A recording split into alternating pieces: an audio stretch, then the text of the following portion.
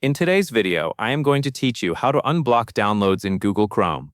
To begin, open Google Chrome on your computer.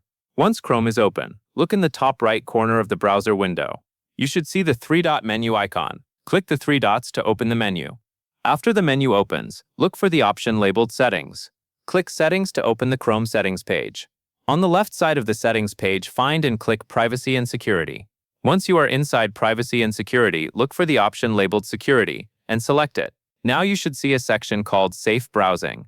Depending on your current setup, Chrome may be using Enhanced Protection, Standard Protection, or another available option. To unblock downloads, you can choose No Protection.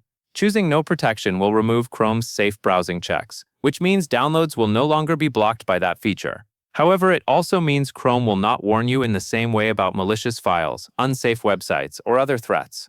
After you select the protection level you want, Chrome will apply the setting. You can then return to the download and try again if needed. Before opening any downloaded file, it is a good idea to make sure the source is trusted and that you expected the file.